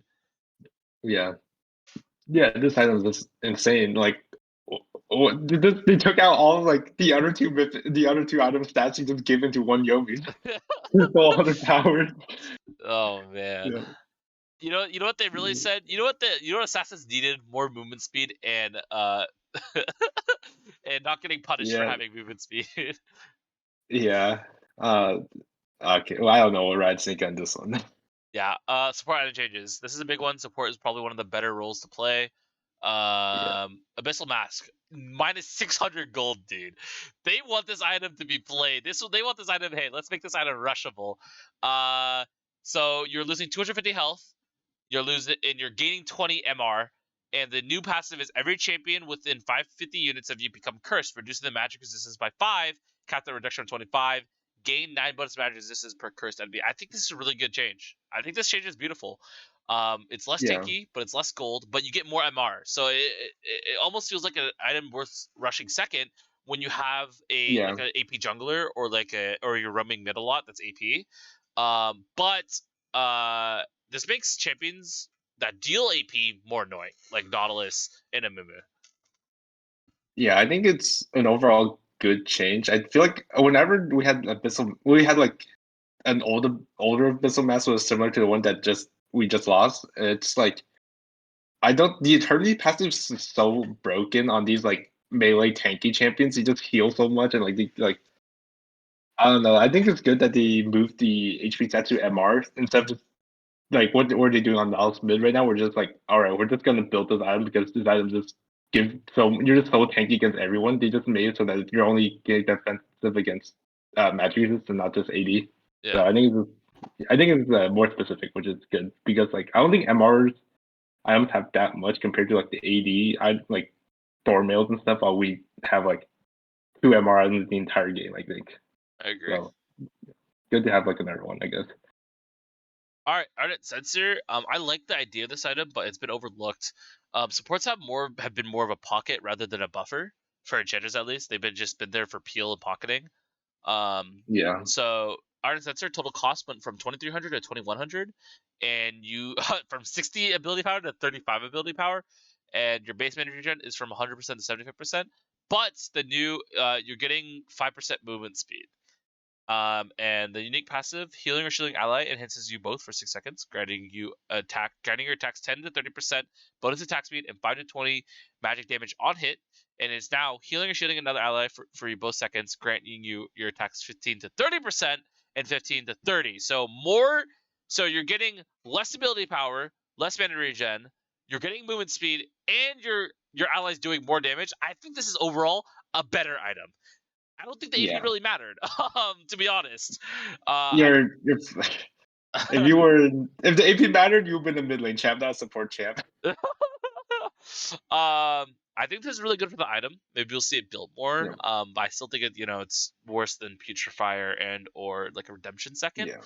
But maybe if you're rolling or if you need, really if that damage really does matter, this is a good item. And the fact that it's 2100 is pretty good. Yeah, definitely. Yeah, I think the lower cost and the lower cost is super good. AP doesn't matter. Mana regen doesn't matter because you built so many mana regen items that you never run out of mana. And movement Also, speed is good because you're gonna be you're running around the map a lot, so the movement speed's yeah, gonna build definitely path help a is lot. better. Now you get to build Aether Wisp instead Oh of yeah, Forbidden 2 tomes. that was 2 tomes are like the worst of thing your items. You have like boots and like wards. Like, well, where am I gonna fit the extra tome? All right, we're Yeah, getting Chalice back. Gold 950, Ruby plus Fairy plus 250, health 200, base mana regen 50%, gain 25% base health regen for every additional 25% base mana regen. So Chalice, welcome, a surprising welcome, but definitely not. yeah, It's always nice to have Chalice back. I know lots of support players miss Chalice, the stupid yeah, goblet or whatever. I don't know. Lux players, man. So let's go ahead and talk about Putrefier. It's now 2100 gold. The ability power is 5 less, 25% less mana regen, heal and shield power increased, and dealing damage to enemy champion inflicts grievous wounds. So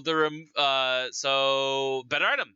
I think this item is good again. I mean, it's always been good, but I think it's yeah, better. I really like what they're doing. They're making it less of kind of like they're making supports less of a carry role, more of a actual supporting role. yeah. Yeah. I think that's good. You don't need AP on these supports. Yeah. Yeah. And you also do not need more mana regen. You build like 4 of these items your entire game. You do not need more and mana they regen. and they bring biscuits and like Yeah. Some of them are mana flow banned. It's like, come on, you do not need more mana from this, man. all right, let's talk about new mythic 2300. Recipe is Chalice plus of course Bandle Glass. Ability power 30, health 200, ability haste 15, base mana regen 125%. Passive, dealing damage to enemy champion grants a soul shard up to 2 max. Healing or shielding an ally consumes all soul shards and restores 2000 based on ally's health. It deals 3200 magic damage per shard to the nearest enemy champion. I think this blows Moonstone out of the water. I think this item is really damn strong for all enchanters. And then unique passive gain 3 ability power per 25% mana regen. God damn it! And then empowers each of your other legendary items with 5 ability haste.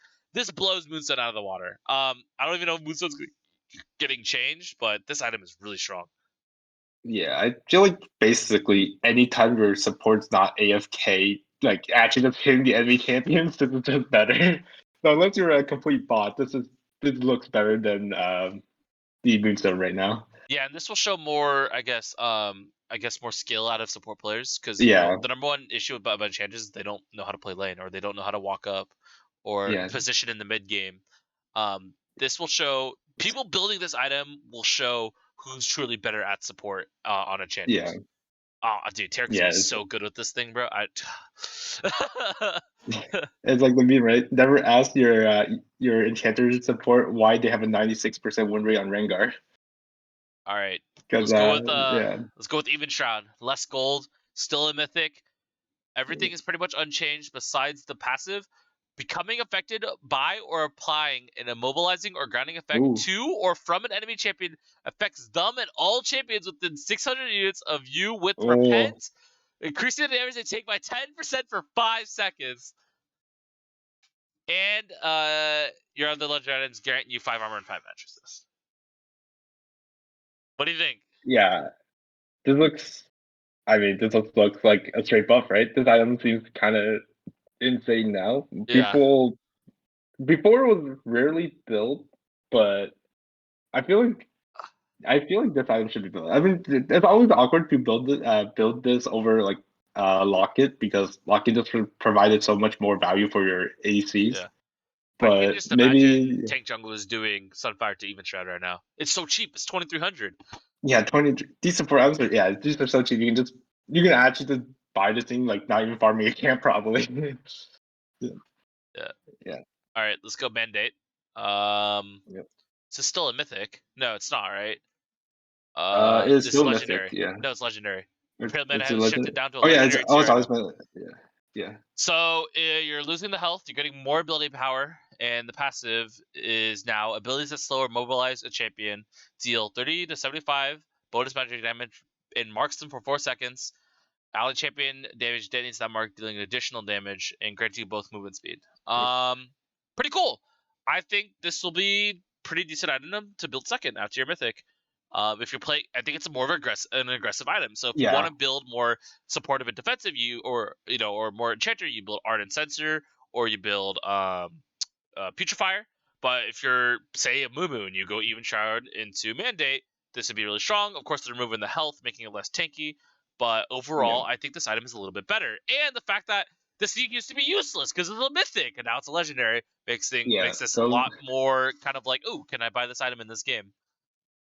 yeah, it was buildable on like one champion, and that's because you just throw E onto your Lucian as Nami, and then they just apply it themselves. So I like that it's like more offensive item instead of just being like grouped up like all. I'm just happy that like the stats are more like has more character to it instead of like before where like all of them have the same stats. It's like when clearly like one the stats benefit like defenses plays out more than this one. Yeah. Yeah. Let's go on to Knight's Vow. They're bringing back older Knight's Vow, which you get armor, which I kind of don't like. The thing about Knight's Vow was when it had more health was that you could build it when they had AP threats. Yeah. But you know what? Maybe we need the armor because the Yombus is going about.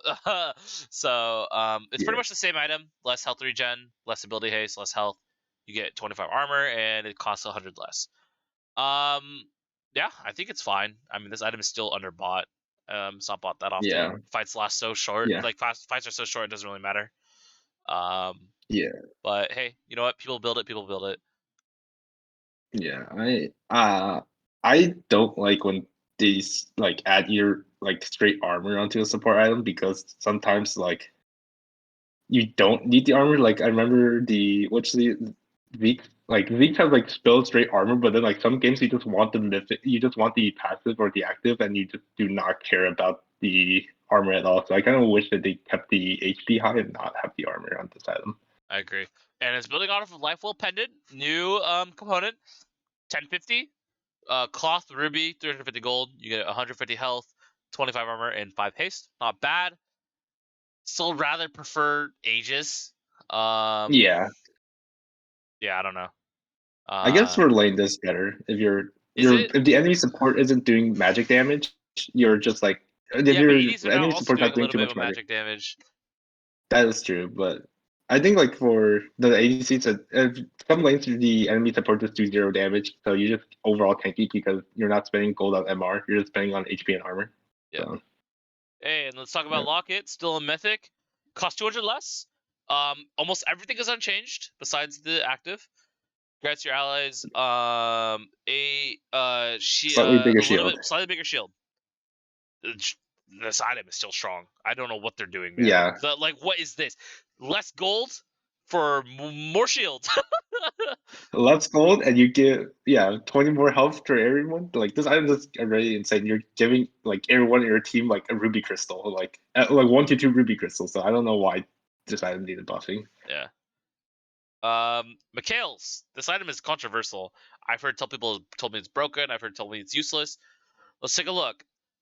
Whoa. Ooh, whoa. Same change. I accidentally went back the page. Same change. So same cost. They're new, more health, granted health, removing the ability haste, removing the magic resist. Kill shield power is 1% less. The active is this remove all crowd control debuffs except Noxus suppression from an ally champion and restore 100 to 250. So it heals more. And then unique passive, gain 25% health regeneration for every 25% mana regeneration. This item is Mm. still niche. I don't think this changes anything. You never built this for the stats anyway. I think it's slightly nerfed because you kind of like the ability haste, but like you're just building it for the Yeah, active. The stats don't really matter too much. It's like QSS. I agree. All right, Yeah. new Moonstone, 2300, less ability power. Healing or shielding an ally. Healing or shielding an ally chains to the nearest allied champion, excluding yourself. Healing for 25 to 35% or shielding of the original amount. So it's kind of like Nyla passive. And then it feels nice. Now it's not more of a pocket item because you build this item to pocket someone. Empowers each of your other legendary items with 5 ability haste. All right. So they made it less of a pocket item, but I think the other item is better still. I don't know how to feel. I think Moonstone has been power crept. Yeah, I think I'll need to like look at the numbers more to be exact, but the other item looks better than this one right now. So yeah, I think Yeah. maybe this one needs light buffing. I Mm-hmm. I yeah. I'll need to see how good overall supports are because all the supports are the items are just losing to like the 200 less gold, so maybe they don't need buff and they need like it's like the other one needs slight nerf instead of this one needing a slight buff. I agree. All right, they're changing my favorite tank item. They're trying to make it more of a support mythic. Yeah. Radiant Virtue costs 3,200. Now it costs 2,700. Health 400 to 350. 10 less ability haste. Passive now is upon casting your ultimate, you transcend for 9 seconds. While transcended, increase your maximum health by 12.5% and cause you and all allies within 1,200 units to heal for 2.5% of your maximum health upon you transcending. It's the same thing except less effective. Woohoo! This makes a lot more sense. Alistar can now build it more often, but Yeah. I just think the other mythics are better. I mean, you're paying 400 more gold for, like, in my opinion, less of a spike. You're 500 let's go for Lessons Bike. I think it No, but might you're paying be 400 more compared to the other support items. oh yeah, that's true. But like I'm thinking about this like as a as a tank mythic. It's kind of I don't think you ever build it on like a top lane champion. Maybe it's still buildable as a jungle where you just like you already get like less income and like midway through the game your jungle just becomes like your ADC's second minion wave. Yeah. Yeah, But but I still think Even it's Shadows is better. Even yeah. Shadow or I think Rocket. for I think those are still better right now, but maybe there's niche build for jungle because it's still kind of too expensive for supports right now, right? 2,700. Yeah. It's like so much more expensive, yeah. So I think it's only buildable jungle right now, probably. Yep. Yeah. All right. Redemption. They removed the ability haste, and it heals for a little bit more. And they got more passive, gain 25% base health regen for every additional 25%. They're giving this to mostly all the items because of like the new mythic passive Yeah. and stuff like that. Yeah. So yep, this is fine. Redemption still good item to build second, guys. Less Yep. ability haste, but hey, still really good item. I think this item is really strong. Yeah. Aurelia's I yeah. battle. Oh yeah, Yeah, I think this item's still definitely being underbuilt. This item's like insane. Redemption's just insane right now. Yeah. Aurelia's battle song. Now 2,300, 5 less ability power, and yep, just changing the movement speeds a little bit. Less movement speed, 25% to 20%, and that's pretty much it. Still the same item. You build it for the same reasons. I don't think there's much to say about battle song here. Yeah, it's not changed. Staff, same thing, except you get 5% movement speed. It costs 2,100, less ability power, and then Healer Shielding Ally grants you both movement speed and ability power, or grants you both ability power, ability. Same thing, costs less, more faster spikes. Yeah, you basically lose 15 AP, but you get 5 back, so you're basically losing 10 AP for movement speed and 200 gold. I think for support, you'll just take it. Like you don't care too much about the AP. Yep. Wardstone, the item that I think is incredibly broken, but no one builds it. Pretty much the same thing. Grants an 8% increase to bonus health, bonus attack damage, ability haste, and ability power. This item, you get base mana regen, and then you got Vigilant Warstone. It can only be purchased after completing your support quest, Yeah. which is like fine. Same thing. Same thing, yeah. Zeke's Convergence costs less now, which is what we've been seeing. Less health, but more armor, less ability haste. And then for 8 seconds after you mobilize the enemy, your compost attacks. Yeah, it's unchanged. It's just it costs less Yeah. gold. You get less health, but you get more armor. It's not bad actually. I like what they're Yeah, doing for more spikes, but yeah. I think it's The stats, I think the stats are fine.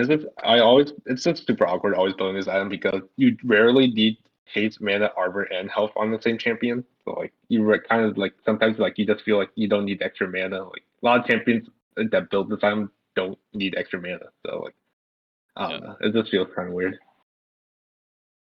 Divine Thunder, spellblade damage, 125% of base AD plus 6% of target's maximum health, and now it's 100%, 106% of base AD plus 4%. So now it does more if you have more AD, but less from. So they're trying to make it so it's like less of a rushable or less of an item, or you can just build it overall, which is good because item was broken. I think this is it's more towards like champions with high base AD and less towards against tank. I think this is less good against tanks, right? So Yeah, that's a I think that's a good thing because I know a lot of tank players just complain like Sunder just now you auto need wins more AD matchup. for it to be more useful. Yeah, Yeah, I still think it'll I be guess strong. it'll still be strong. It just Fibble doesn't. Winter, Yeah, no longer consumes mana. That's kind of like quality of life. Don't need to say much about that one. cool. Yeah, Force of Nature, it costs 100 gold, 100 less gold. You get more health, a little bit less magic resist, and your passive is now from 6 to 10. Dissipate now grants 30 bonus magic resist. This is fine. I think this still makes Fawn good in its right, yeah, when it needs to be. niche. Yeah, Just a little bit. I think you could build it a little bit more now that you get more health instead of magic resist, because you still yeah. only build it when you're playing into most AP comps. Yeah. You only build it when your opponent has like either like a super fed AP or like multiple AP. So I don't know if the math is like is it a better item or worse item, but I think it'll still be built like based off this so far. Yep. We're getting a small Gorjigger buff, just 100 less gold, and more bonus health for legendary items. I think that's good. Yeah, This I think item that has needs been on the buff. downfall for a while, but if they just give this a small buffs like these is why I like. So Yeah, yeah. yeah, it needed the buff. No one built this item. Everyone's building like Eclipser for some random thing, like anything but this. So yeah, Hullbreaker, 60 more AD and 5% movement speed. Yeah, more splitting. Yeah. yeah. I It's mean, kind of whatever. I it's wait, are they? Oh wait, they're making it cost 200 more gold Yeah. from 28 total to 3,000 total for I think that's and worth it I for splitters.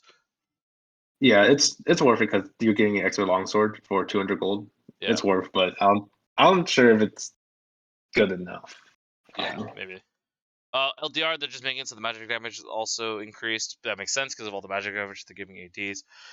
Let's talk about what's breaking mid lane right now. Lost chapter. It It now is is now super cheap. 1100 gold. Yeah. Why? Uh, this needs a hot fix, in my opinion. This is like Stormrazor. This thing is too broken. Yeah, it looks like when AD champs force you like assassins force you to recall early and they have Dirk and you have like double amp tome and Yeah. like they're just like dumpstering you. Now AP champs can do that, but then this item's like just so broken because this is literally you everything. You can literally be full build on last chapter. Honestly, the item gives you everything you need. Yeah. This thing is so broken. Ma, Yeah, 100 less gold. Passive lifeline is increased, but the shield duration is decreased. This is good. Ma is completely broken. So I like this how the lifeline is less effective because this item was not yeah, okay. This item was not okay. Um, yeah. This item after the buffs to it like last season, it was kind of too broken. yeah. So So this yeah, is good. Cost less, but you have to be more careful on fighting with your shield. yeah. Moving on, I know this is a really long time, guys. We still have one more talk. We still have two more things to talk about, so we're gonna kind of go. Rabadon's Death Cap increasing the ability power. I don't know why they did this, by the way, because this is not okay either. I don't know what they're doing to mages, man. I don't. Are they sick of like seeing like I don't know what do we want a zero Oriana meta back or like what? Like this is not okay. Yeah. I don't know why they're buffing Death Cap. I feel like Death Cap was already broken. It was just that some people were complaining that there was no good other items. You just go like Mythic, Death Cap, Void Staff, and then you get your like one like Zanya or something. I don't think Death Cap was the item that needed buffing for AP champions. Oh yeah, Sterix Gauge getting 30% tenacity is so huge. It's Yeah. so good for the item because this item was not that good. Maybe the tenacity Yeah, helps it a little bit, because I think the one issue with stacks is when it pops, you're already getting CC chained to hell, and it's kind of useless. yeah, So now when it pops, maybe you can act out it, either playing Hecarim or playing Aatrox or whatever, or Darius. It's good now. yeah, Strikebreaker 10 AD, pretty good. That's yeah. pretty This good. yeah, this island struggled because that's so many. It's like it just has so many random stats. I guess you Yeah, only build it. dude. I Honestly, they guess should 80 is just remove nice. the attack speed and give it like 70, 80. Yeah, honestly, yeah. No one builds Strikebreaker needs the attack speed. They just build it because they want the slow. Yeah, Triforce, they're buffing it. 5 more AD and 5% more attack speed, plus it lasts longer, the passive. This is really good. alright. I've heard a lot of good things about Triforce right now. Yeah, that's a pretty big buff. 585% attack speed. It's like what? That's like yeah. That's like that's like the main thing that like prowess causes loss, and that thing's like unusable. Just having like 5 stat there, 5 that there. Yeah, Yep, and here's a lot of changes for the game that we won't go over. If you yeah, guys want to, go search it up. Trinket changes. I do want to talk about this because your Oracle Lens can now hold 2 charges. And it lasts shorter, but the fact that you hold 2 charges is better, because let's be honest, when you sweep, you're only sweeping like a small area. yeah, So the fact that yeah. you have You're 2 sweeping like charges, 2 brushes. I mean, your net later in the game, you sweep for 10 seconds, or you save your 2 charges and sweep for 12 seconds. So you're netting more time, and in the early game, you're only sweeping a small amount. Especially for Yeah, supports when they can only sweep for so long and have to run back down. This isn't a good quality life for Orca Lens. And then Farsight Vision. Farsight will now provide vision over walls within 500 units, so that's nice. And Farsight, when ping any champions, will revealed on the minimap. Upon detecting an enemy for the first time, Farsight will ping the enemy champion on the minimap, expand its vision radius to 800 units, and then self-destruct. So now when you put it down and it sees someone, it will ping them and then go away. This is good because I feel like when I use Farsight Alteration, I was just giving my enemy free 15 gold every time. yeah, So this is a nice change. I like these vision changes. yeah. I think it makes it like easier for basically non like high level play to like guys like pro play where they're just giving everyone slightly more power to trinkets, which compared to like yellow, which was everyone really was yellow was like kind of broken, Yeah. compared to the end. All Yeah, right. Before we head on to Valorant Esports, guys, 3 new skins: Ari, Morgana, and Varus. They look good. I yeah, would pick them up if you guys play the champions. I love the Snow Moon series. So yep. But yeah. that's going to be it for League of Legends. Jeremy, you have anything else you'd like to say? No, I think that's it. There's a lot of League of Legends. Yeah. Big patch. Let's go into Valorant. Oh wait. First, I'm gonna have you rank my favorite jungle champions blindly. Ooh, jungle chance. All right. All right. I mean, you probably already know my top ones. So let's go. Let's go get the easiest one out of the way. We're gonna go with my favorite jungle champion, Kindred. Where are you ranking this for your opinion? My opinion, Kindred is fun. She's like kind of one of a kind, like her and Graves, but like Graves kind of plays like a bruiser anyway. So she's like the only ADC in the jungle. I'll put her at number 2. Number 2. All right. Funny you mentioned Graves, because that's gonna be the next one. We're gonna go ahead and do Graves. Graves, I'll put at number 3. Whenever I play this champ, my my 5-man cannot play when I'm not on CC. So yeah, I'll put number 3. I like this champ though, super fun. All right. All right. We're gonna go ahead and go into my AP champion of the jungle, Diana. Diana is probably one of my favorite junglers of all time. I'll put her at number 1. Okay, number 1. We're gonna go with everyone what calls me an abuser and a one-trick pony. Play on words. We're gonna go ahead and Hecarim. So we have only 4 and 5 slot left, and I do like hackers. I'll put it at number 4. Ooh, number 4, which means our last place will be taken by the Udyr. I'm good. I'm not a Udyr fan.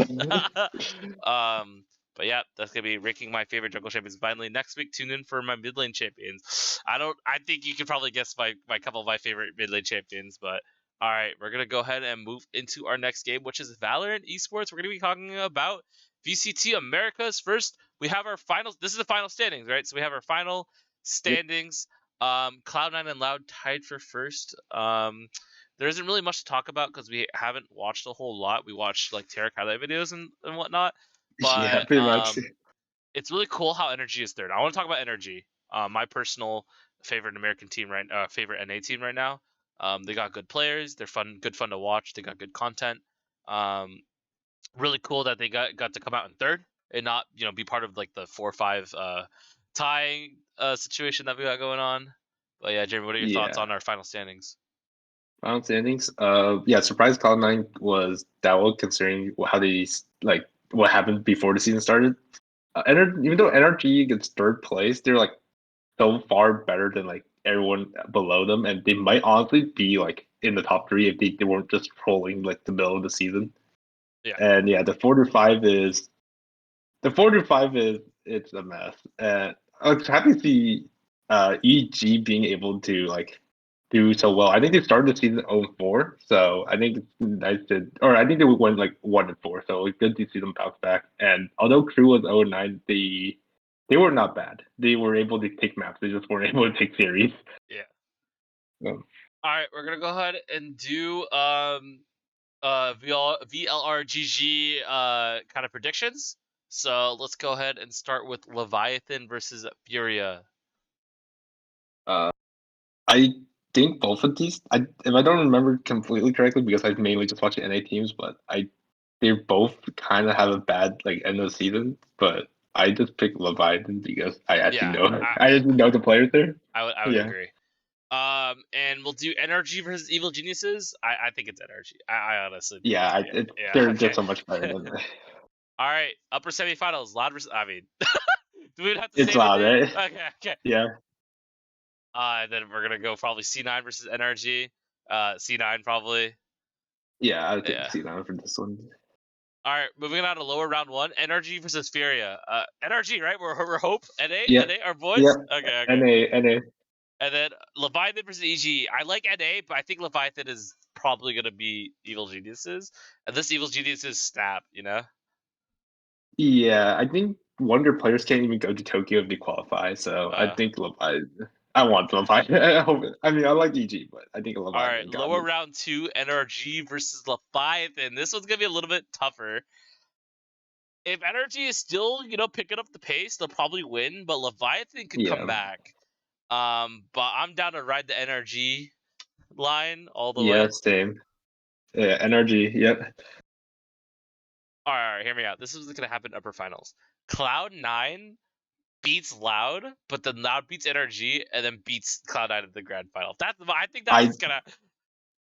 I think so too. I think like a lot like half the roster is not super experienced in Cloud9, so when they get reached grand final time, they might do a little bit of Yeah. choking. Yeah. So this is our prediction, guys. Loud winning it all, but Cloud9 beating Loud in the upper final, and then Loud beating Energy, thus having Loud win in the grand final. This is our pick'em for VLR.gg. You guys can go ahead and make your own. We don't have like a login or anything. We're just doing this for visuals for the podcast.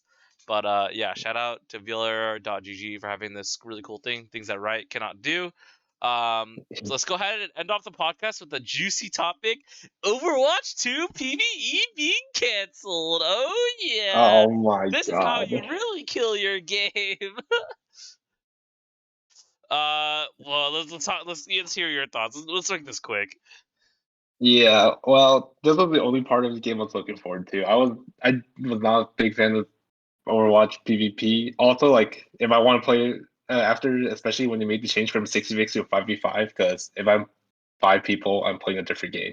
It's only there if we're like, hey, we have a 6 man, might as well jump on the game, the only multiplayer game with 6 people in it. Yeah. But yeah, The talent choose was gonna be exciting. The story pushing with PV is gonna be exciting, and now it's all gone. And they presented it yeah, pretty horribly in their developer update. And man, this is how. It's the fact that they're a AAA title, and that this yeah, happens. If they were like, like something like as like DF2 or Paladins, it's the fact that they're a AAA yeah. title, and this happens. It's not It's like okay. Blizzard. Yeah. Yeah, they're Blizzard. Like they Yeah. kind of we expected a lot from them. Like I don't know. Yeah. Kind of sad. I was looking forward to it. I was too. All right, everyone. I hope you enjoyed this nice longer episode of the podcast. Thank you guys so much for tuning in.